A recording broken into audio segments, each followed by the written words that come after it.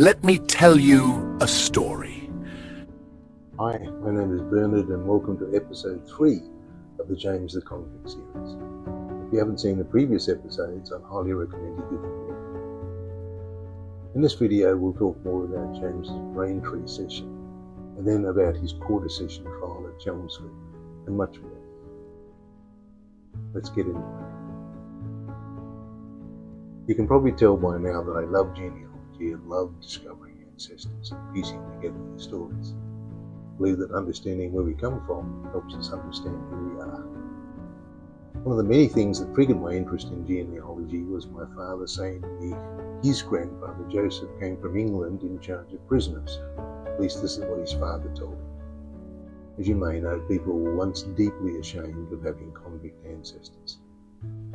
James the Convict is just one of my 8 great-great-grandfathers, and I share about 6% of his DNA. Apparently you get 50% of your DNA from each of your parents and 25% from each of your grandparents. Speaking of DNA, hopefully I'll have my DNA results ready to share with you at some stage in the future. When James was 19 years old, his appearance was typical of a poor working-class labourer. He was 5 foot 5.5 inches in height, about average for the time, with a ruddy complexion, likely from being constantly outdoors, and he had a small pock-pit on the right side of his nose, indicating that James once had smallpox, most likely as a child. He was lucky to survive with just a pockmark, many didn't survive at all. My own thoughts on James's guilt, based on what I've learned about his character, are that James, or an accomplice, stole the lead with the intention of selling it. I also believe that his primary motivation was simply to feed his family. By the way, stealing lead from a building was a common crime at the time. I'd love to know what your thoughts are about this case. We know that both James and his father were labourers and would have been affected by poverty in some way. Some sources estimate the percentage of labourers in poverty at the time as being up to 50% in towns like Braintree and up to 80% in the outlying rural areas, especially in winter. At 19 years of age and being the eldest son, James would have been under a lot of pressure to help support his parents and his siblings. I'm sure the last place his family wanted to be was in one of those infamous workhouses, and thanks to the poor law previously discussed, there was little to no charity outside of these places. Anyway, regardless of the circumstances, James was convicted, and here we are today. James, of course, wasn't aware that 190 years later some of his ancestors would be mulling over his actions and motivations. Likely, I'm sure we don't think about the very long-term and major consequences of some of our own decisions. I've always found James to be a fascinating character, and the more I learn about him, the more fascinated I become. I'd like to now briefly cover the spread of whipsters around Essex from about 1800 to 1840. As you can see from this map, there are 2 major groupings. One grouping in the north, centred around Braintree, one grouping in the south, closer to London, centred around the Billericay. The northern whipsters were mostly agricultural labourers or just labourers. Many of them couldn't read or write. The southern whipsters, however, were mostly tradesmen like painters, glaziers, plumbers and butchers. Now let's do a quick recap of James's crime and arrest. Sometime in June 1836, James obtains some lead in Chelmsford and sells it to a store at Braintree. Towards the end of June, Henry Byatt discovered his hop kiln roof was leaking and likely his hops had been destroyed. He's not a happy chap. On the 28th of July, a petty session was held in the local pub where James was committed to stand trial in Chelmsford. What we're looking at here is a newspaper clipping with details of James's petty session and Braintree. Let's go through it. Braintree petty session. Present, a rather pompous James Brewster, Esquire, in the chair. George Nottage Jr., Esquire, a prominent local banker and landowner. J.R. Bryce, Esquire, prominent local gentry. Reverend B. Scale, the local clergyman. And Major Cook, likely a retired army officer. James Whipps was charged by Mr. Henry Byatt, a farmer at Chelmsford, with stealing a quantity of lead from off a hop kiln. Mr. Byatt had improved his loss. Robert Spice, shopman to Mr. Shave, ironmonger at Braintree, stated that he bought about 31 pounds of bread from the prisoner at 1.5 per pound, and asked him where he obtained it. He replied that he bought it from Chelmsford. A portion of his lead being produced, Mr. Byatt identified some of it by marks he had himself made with a bricklayer's hammer. Whips in his defence said he bought it off a man who was a stranger to him at Chelmsford for 3 shillings. The chairman said that the bench recommended Mr. Shave to be rather more cautious in the purchase of such articles from persons of the prisoner's description, as a ready sale for such goods was a great incitement to the commission of such robberies. Mr. Spice said no one could be more careful than Mr. Shave was in such cases where there was the slightest suspicion.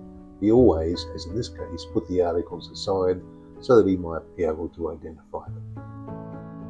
The prisoner at the time sold some copper pipe which it was suspected had been stolen, but for which no owner had appeared. He was committed to Springfield Jail, Chelmsford, for trial. If I could paraphrase the chairman, be more cautious when buying stuff from a bloke that looks like this. What a repulsive comment. It screams class-based prejudice. The Petty Session remanded James to appear in Chelmsford Quarter Sessions. These quarter sessions were so named because they occurred 4 times a year as mandated by law. England only abolished the quarter session system in 1972. Speaking of quarter sessions, James the Convict, together with his wife Mary, are buried in a cemetery, now a park, located at number 2 to 4 Quarter Sessions Road, Tarrow, Newcastle, not far from the Hexham Bridge. Pop in and say hi to them if you're in the area. Chelmsford was a 20-kilometre journey from Braintree. There were no jails in Braintree, so James would have been transported to Chelmsford relatively quickly, either walking or in a wagon if available, and if he was lucky. On arrival, James was housed at Springfield Jail in Chelmsford. Chelmsford was a thriving market town with a population of about 7,000 and the capital or main administrative centre for the whole of Essex County. Without knowing all the details, let's describe a likely scenario for how James's quarter session trial went down. The following is based on general quarter sessions occurring around the same time and not specifically James's trial, although I have a transcript of his trial published in the local newspaper, which I'll show in a minute. Towards the end of July 1836, the third Essex quarter session for the year convened at the Shire Hall in Chelmsford. The hall's facade overlooked the bustling high street where farmers, merchants and locals gathered on market days. Inside the courtrooms, lit by tall windows and warmed unevenly by fireplaces, hosted a bench of magistrates, local gentry and clergy serving as justices of the peace, chaired by a prominent figure such as the county's leading landowner. The sessions typically open with administrative business like approving council rates for bridges, jails and poor relief, hearing appeals on removals under the poor laws, licensing alehouses, etc., etc. Criminal trials followed, drawn from indictments prepared by the clerk of the peace and reviewed by a grand jury of respectable locals like farmers, tradesmen, etc., decided whether there was sufficient evidence for the trial to proceed. The prisoner arrived in irons brought up from the cells below the hall by the jailer. The courtroom was crowded with spectators, locals drawn to the public drama along with constables, witnesses and attorneys. The proceedings unfolded formally. The crier proclaimed "Oyez" to silence the room. The chairman called the case. The King against James Whips for felony. The indictment was read aloud by the clerk. That James Whips, later Braintree in the county of Essex, labourer in June, did maliciously steal 30 pounds of weight of lead of the value of 3 shillings, fixed to a certain building there to wit a hop kiln, the property of Henry Byatt, a farmer from Chelmsford. The prisoner standing in the dock was asked, "How say you, James Whips? Are you guilty or not guilty?" He likely pleaded not guilty. A petty jury of 12 local men was sworn in. Prosecutor Henry Byatt presented the case. Witnesses were called. The owner described finding his damaged kiln. Constable describing how he was tracked down the lead which was sold to an ironmonger in Braintree. Evidence was oral and direct. There was no defence counsel for felonies unless the prisoner paid, which was rare for a labourer. The defendant, however, could question witnesses or speak in his defence. James claimed that he purchased the lead from an unidentified stranger. The chairman summed up, emphasising the sanctity of property. The jury retired briefly, often to an adjacent room, returned with guilty, which was common for clear larceny cases. The sentence followed swiftly, reflecting the era's harsh deterrence. For lead theft, a common rule crime, 7 years transportation to New South Wales. The chairman pronounced, "You are to be transported beyond the seas for 7 years." The prisoner was remanded to jail until sent to a convict halt in Portsmouth, a journey of about 170 kilometres southeast through London. This concludes the likely scenario of James's trial. Here is the actual transcript of his trial, published in the local Essex newspaper on the 28th of July 1836. Let's go through it. James Whipps, 19, labourer, was convicted of stealing 30 pounds of lead, the property of Henry Byatt of Chelmsford. The prosecutor missed the lead on the 27th and afterwards found it at Mr. Shave's ironmonger at Braintree. Robert Spice, shopman to Mr. Shave, proved that he bought the lead off the prisoner, who represented at the time that he bought it at Chelmsford. In his defence, prisoner now said that he bought it for 3 shillings from a person at Chelmsford, but called no witnesses.